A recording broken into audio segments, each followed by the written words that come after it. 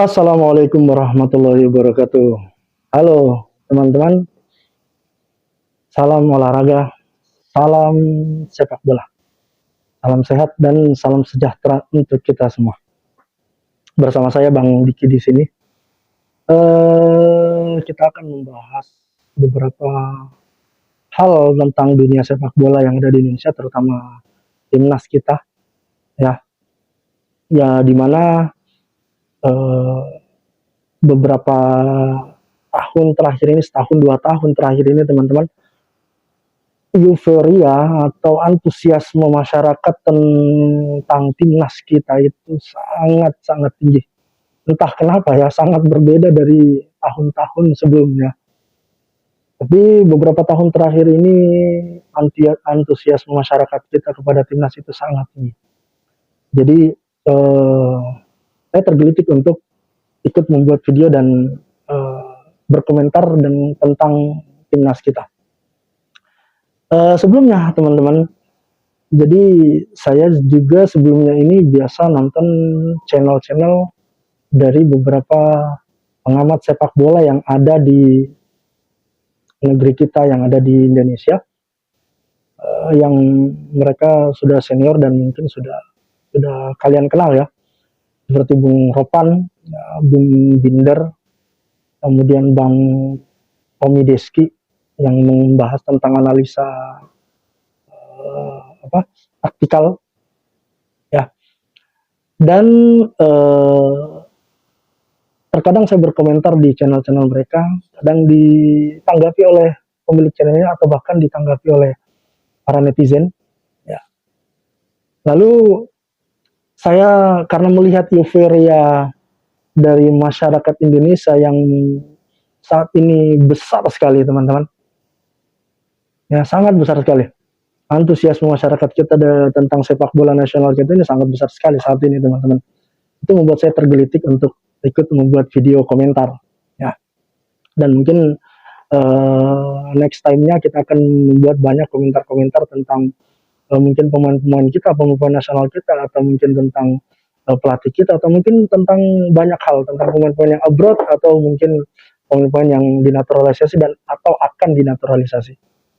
Ya, jadi sedikit perkenalan teman-teman.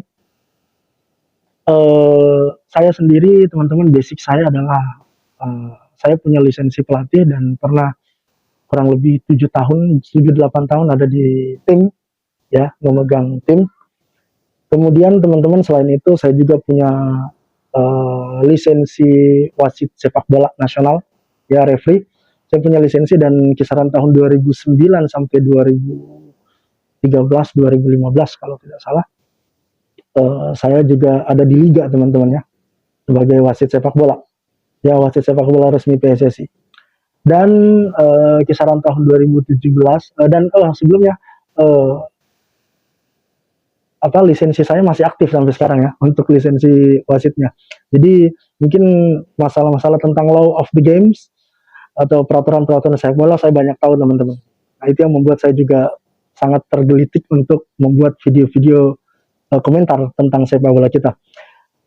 Selain itu teman-teman, kisaran 2017 saya juga mengambil lisensi pengawas pertandingan atau match commissioner yang berlisensi nasional ya, dan masih aktif sampai sekarang teman-teman ya.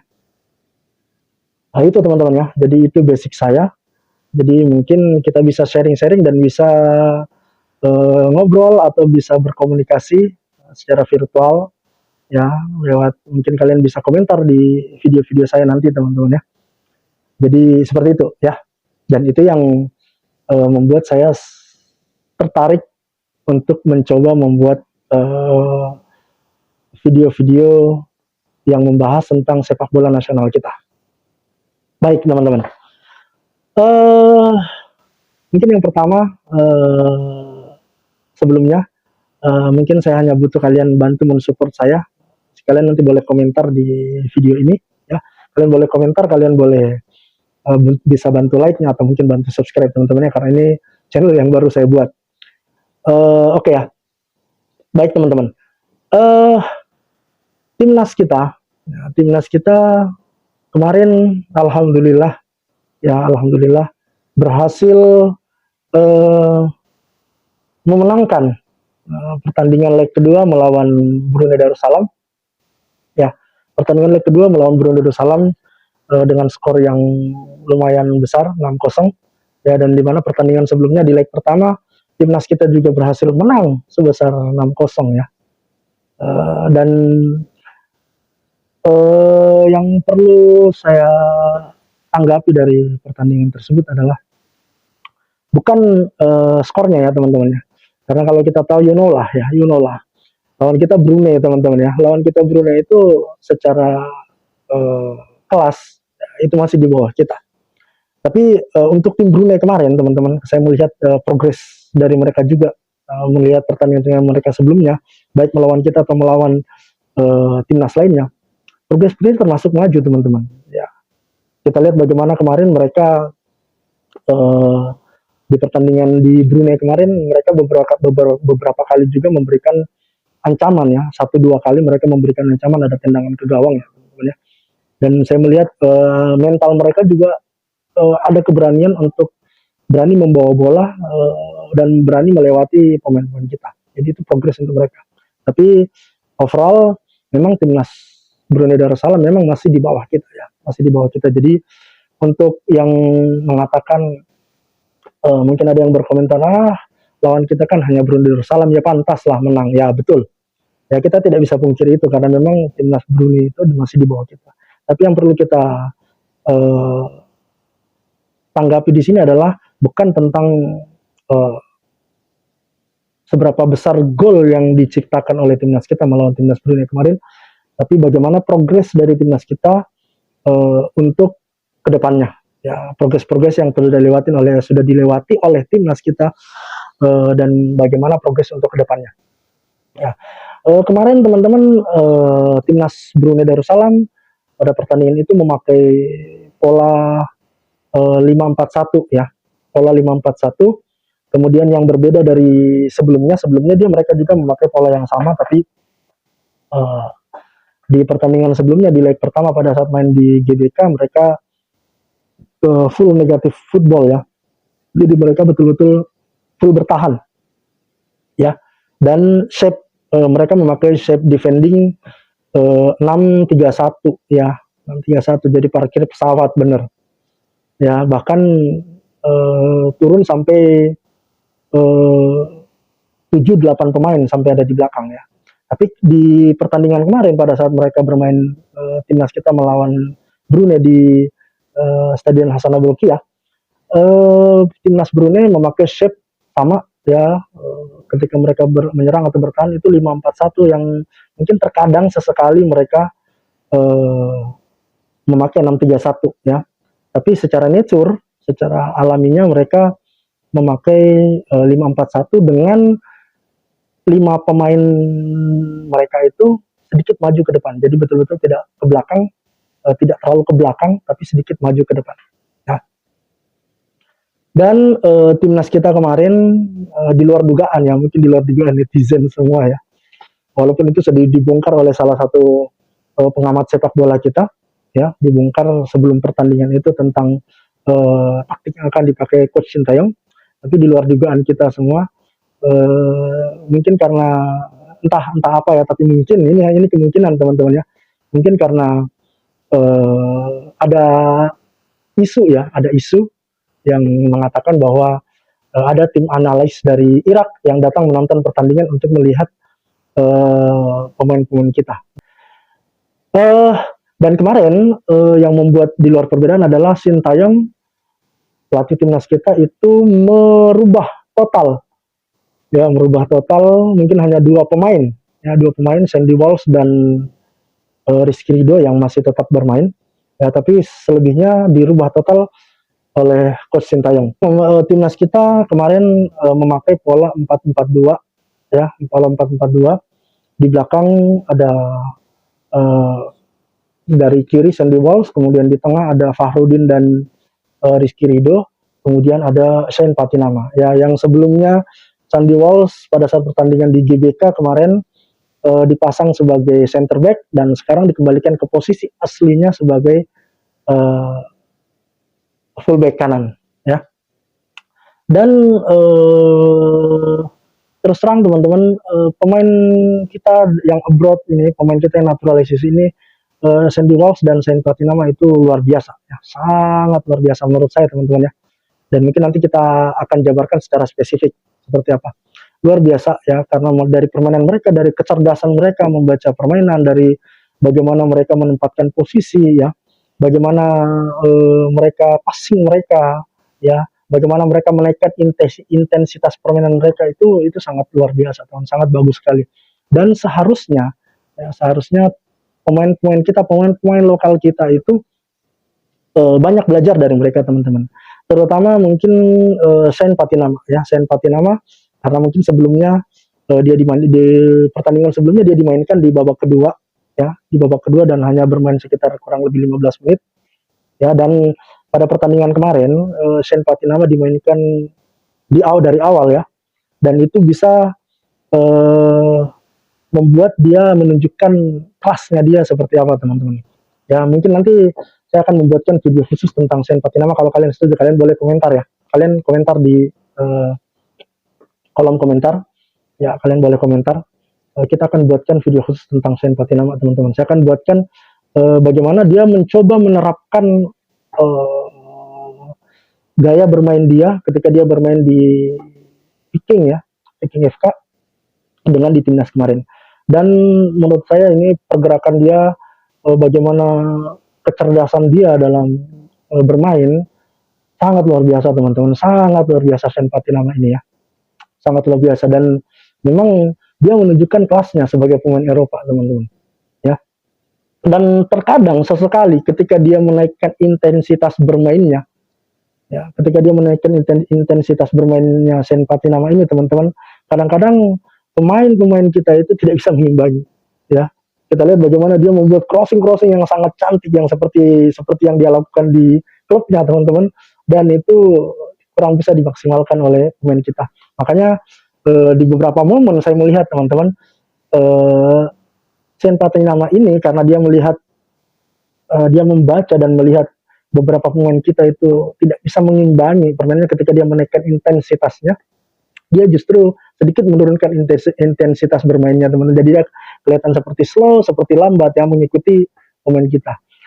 Dan tanggapan saya melihat untuk pemain lain ya, kalau gelandang Kambuaya oke, ya sangat oke, lumayan sangat lebih baik ya, lebih bagus lagi dari sebelumnya teman-teman, karena sebelumnya permainan Kambuaya semakin turun, performanya semakin menurun teman-teman. Tapi di dua laga terakhir ini ya, dari dua laga terakhir baik di GBK maupun di Brunei teman-teman, Kambuaya ini lumayan bagus bermainnya. Rahmat Irianto sedikit kurang ya teman-teman ya. Mungkin entah karena sebelumnya menurut saya Irianto itu bagus banget ya, sangat bagus banget, tapi mungkin karena dia jarang dimainkan lagi di timnas teman-teman ya, jadi itu mungkin sedikit terkadang ada sedikit miss ya, ada sedikit miskomunikasi. Kemudian yang paling sangat mengecewakan buat saya teman-teman itu adalah Egy Maulana Fikri teman-teman ya. Sangat mengecewakan di dua pertandingan Egy dipasang dan passingnya sangat banyak miss ya, passingnya banyak salah ya. Kemudian dia banyak melakukan kesalahan-kesalahan yang tidak perlu, dan itu dilakukan berulang-ulang teman-teman.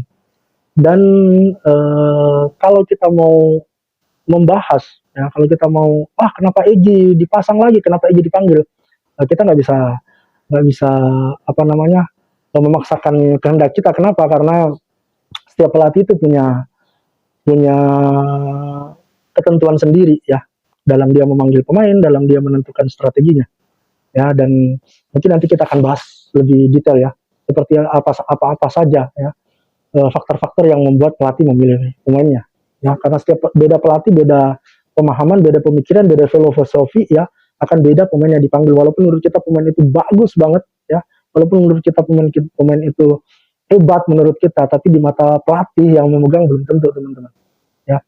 Tapi untuk Dendi ya, untuk pemain lain Dendi juga sangat mengecewakan ya, sangat mengecewakan sekali ya. Jadi entah kenapa ya, dia di beberapa pertandingan dia dipasang, diberi kepercayaan, tapi masih sangat kurang teman-teman. Untuk Witan sudah lumayan teman-teman performanya ya, sangat lumayan performanya. Kemarin bagaimana dia eh, apa melakukan permainan dengan Sen Patinama, ya, kombinasi mereka sangat baik antara Witan dengan Sen Patinama. Ketika Sen Patinama mencoba masuk ke dalam, maka Witan akan mencoba untuk keluar. Ya, nanti kita akan jelaskan lebih jelasnya lagi. Dan kalau untuk permainan kemarin, teman-teman, menurut saya yang paling baik adalah Sen Patinama. Ya, kalau menurut kalian siapa, nanti kalian komentar ya. Nanti kalian boleh komentar. Tapi menurut saya sangat baik, sangat enak dilihat itu Sen Patinama, teman-teman. Ya, sangat menonjol sekali permainan Sen ini. Dan dari data yang saya dapatkan, teman-teman, Sen Patinama ini berhasil melakukan 59 passing yang akurat, ya. Kemudian 5 intercept, ya, 5 intercept dan 59 passing yang akurat, ya. Jadi seharusnya kemudian dia melakukan 6 crossing, teman-teman, ya, 6 crossing. Jadi seharusnya memang pemain-pemain kita, terutama yang ada di fullback seperti Asnawi atau mungkin seperti Arhan, Edo dan lain-lain, itu banyak belajar dari pemain-pemain kita yang bermain di Eropa. Bagaimana cara mereka membaca permainan, kapan dia harus membawa bola, kapan dia harus mengopor, kapan bagaimana cara dia passing yang baik, bagaimana cara dia melakukan pergerakan-pergerakannya, ya, bagaimana dia melakukan scanning, teman-teman, ya, melakukan scanning di lapangan dan lain-lain. Seharusnya mereka banyak belajar dari pemain-pemain yang abroad ini, teman-teman, pemain yang dari Eropa ini, pemain-pemain yang dinaturalisasi dari Eropa ini, teman-teman. Dan harapan kita 3 minggu ke depan, ya, 3 minggu ke depan kita akan melawan Irak, ya, kita akan melawan Irak. Semoga ada kejutan-kejutan baru dari pelatih Sintayong. Dan untuk teman-teman sekalian, ya, untuk yang mengkritik Sintayong, ya, saya rasa kalian harus fair lah. Ya, kalian harus fair karena kita melihat banyak sekali progres-progres yang baik dari pelatih ini, teman-teman, ya. Dan kita menunggu kejutan-kejutan lainnya, teman-teman. Apalagi ada selentingan kabar ada beberapa pemain-pemain naturalisasi baru yang akan masuk, teman-teman, ya. Semoga mereka prosesnya bisa cepat selesai dan kita akan lihat 3 minggu ke depan kita akan bertanding melawan Irak untuk pertandingan pra Piala Dunia di second round di grup F, ya. Semoga ada progres baru, ada kejutan-kejutan baru dari pelatih Sintayong. Kita tunggu saja nanti kejutannya, teman-teman, ya. Bantu dukung saya di channel ini, teman-teman. Bantu subscribe, bantu like dan komen, ya. Oke, sampai di sini, teman-teman. Terima kasih banyak. Salam.